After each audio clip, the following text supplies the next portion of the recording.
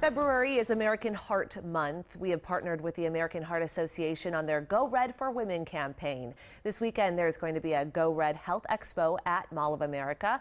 One thing you can do there is learn CPR for people and pets. And we are so excited to have Kim Harkins with us today. She is the Minnesota Resuscitation Consortium Programs Director, and she has brought along with her a doggy CPR mannequin, and as well as one for humans too. And I found this so interesting that you recommend hands-only CPR for humans and dogs.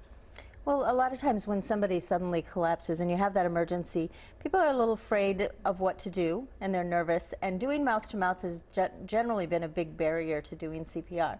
So being able to just do the compression-only CPR in humans makes it much easier. People remember the steps and they're able to jump in and help, and as well as with pets. You know, the mouth-to-mouth piece is a little bit different since it's mouth to snout.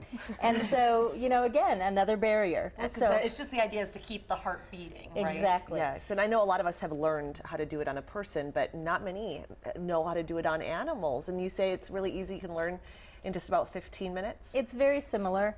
The basic steps are the same. You want to make sure that their airway's clear. You want to make sure that you're getting your hands on their chest and starting compressions. And I think Kylie's willing to do a little demo for us. I'm CPR certified with humans.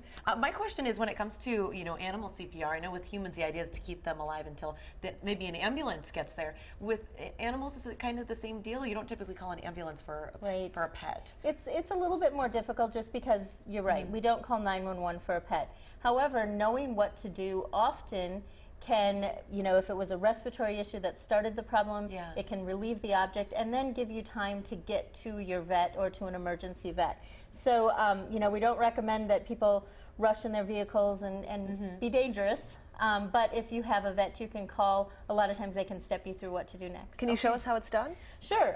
With a pet, obviously we want to be a little careful because it is an animal. So we're going to approach from the back, put them on their right side. Open up their airway, so get their head up in this position. The one thing we talked about with dogs is that often, they chew on stuff.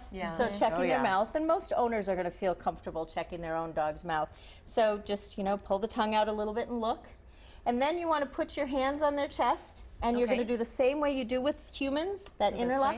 And you're going to look for the widest part of their chest and go just about right down to that wide part of their ribs, right in the center there. And just like adults or humans, you want to make sure that your arms are straight. Usually you'd be on the floor. Sure, you'd be directly over. It's not going to happen in the dress right now.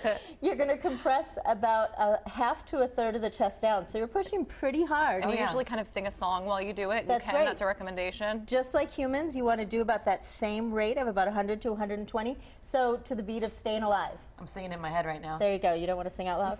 No. I don't think anyone wants me to sing out loud, but you can do it in your head, and it does really. Staying alive. There we go. Allie's the singer of the group. I'm not, though. And if you're comfortable, you can do some. There's no specific guidelines for compressions to the breaths, but if you were, if it had been a while and you weren't getting any movement, you just close their mouth, breathe into their nose, and then keep doing the compressions. Otherwise, keep doing the compressions till maybe a family member can get a hold of your vet and kind of find out your next steps. Well, I know that you have an event coming up on Saturday at Mall of America that we want to let people know about. This is in the LL Bean Court this Saturday from 11 a.m. to 4 p.m. as part of the American Heart Association's Go Red Health Expo. You can learn about CPR training on both dogs and human mannequins. It's not just about CPR. There's an opportunity to spend some time with therapy dogs, 2 fashion shows, including a doggy fashion show, cooking demos, and blood pressure screenings. Our own Kylie Burse is going to be there emceeing the fashion shows. Should be fun. You're all prepped and ready to go, Kylie. I'm ready to go. Now I can even teach the dog CPR to go along with it.